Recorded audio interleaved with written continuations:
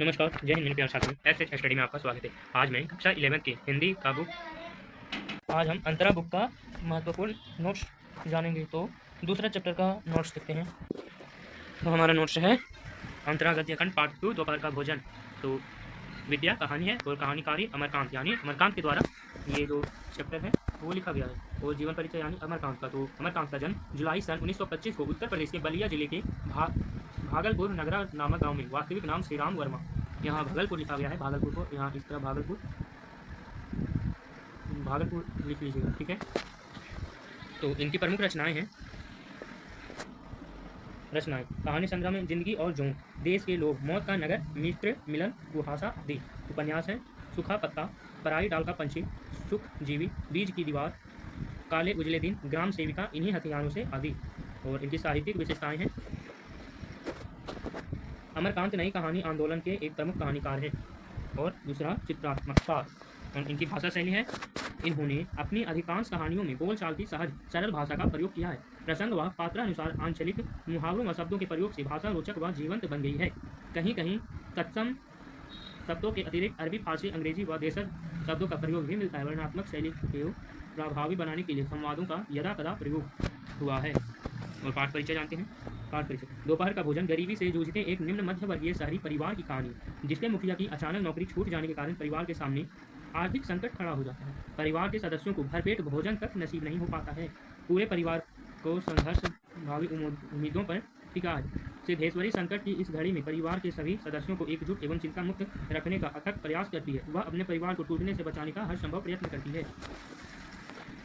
और स्मरणीय बिंदु देखें, यानी सिद्धेश्वरी तथा मुंशी जी के परिवार में उनके अतिरिक्त उनके 3 पुत्र हैं। 21 वर्षीय बड़ा बेटा रामचंद्र और 18 वर्षीय मंझला बेटा मोहन तथा 6 वर्षीय छोटा बेटा प्रमोद। इंपॉर्टेंट क्वेश्चन है, इन सबको नोट्स कर लीजिएगा।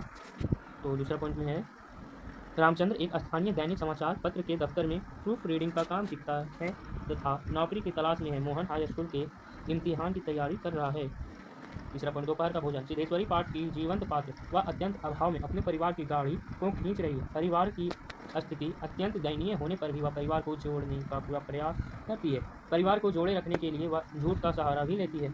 उसका अथक प्रयास रहा है कि घर के सभी सदस्यों को सुख पहुँचाए, भले ही स्वयं कष्टों में जीती रहे, पर परिवार के सदस्यों के सामने एक दूसरे की कमी ना बताकर उनकी बातों को छिपाती है ताकि किसी भी सदस्य को मानसिक कष्ट ना हो। ये सभी बातें उसके अपार धैर्य को दर्शाती है। सिद्धेश्वरी ने झूठ बोलकर कोई पाप नहीं किया, बल्कि परिवार के सभी सदस्यों को एक दूसरे से जोड़े रखा। ऐसा झूठ जो किसी भलाई के लिए बोला जाए, उसे बोलने के लिए कोई बुराई नहीं है।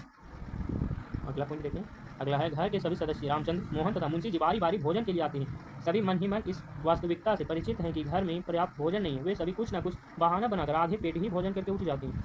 दूसरा पॉइंट, रामचंद्र के भोजन के दौरान सिद्धेश्वरी मंझले बेटे मोहन की पढ़ाई की झूठी तारीफ करती है। वह मोहन से झूठ मूठ कहती कि रामचंद्र उसकी प्रशंसा करता है। मुंशी जी से भी झूठ बोलती है कि रामचंद्र उन्हें देवता के समान करता है। मकान किराया नियंत्रण विभाग के क्लर्क के पद में उनकी छंटनी हो चुकी है या थी, और आजकल मुंशी जी काम की तलाश में हैं। मुंशी जी भोजन करते समय सिद्धेश्वरी से नजरें चुराते हैं। उन्हें मालूम है कि घर में भोजन बहुत कम है और वह स्वयं को इस स्थिति का जिम्मेदार मानते हैं।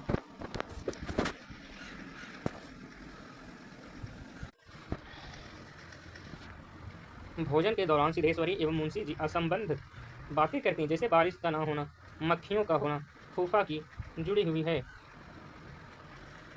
फिर से देखते हैं।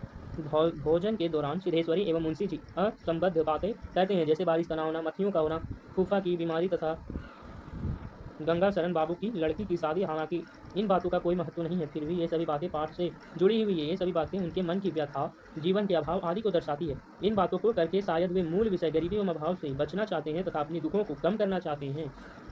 अगला पॉइंट, सिद्धेश्वरी पर्याप्त भोजन न होते हुए भी सदस्यों से और भोजन लेने का आग्रह करती है। ऐसा करके वह घर के सदस्यों को गरीबी एवं अभाव का एहसास नहीं होने देना चाहती।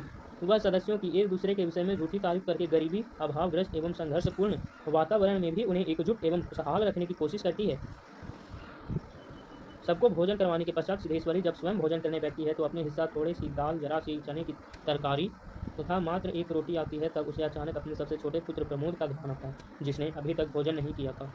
वह आधी रोटी तोड़कर प्रमोद के लिए रख देती है तथा शेष आधी लेकर भोजन करने बैठ जाती। पहला ग्लास मुंह में रखते ही उसकी आंखों से टप टप आंसू गिरने लगे। उसकी व्यवस्था को बयान करती हैं। तो हमारा नोट्स पूरा हुआ। तो आशा करता हूँ ये वीडियो आपको अच्छा लगा होगा और हमें सब्सक्राइब करें। धन्यवाद।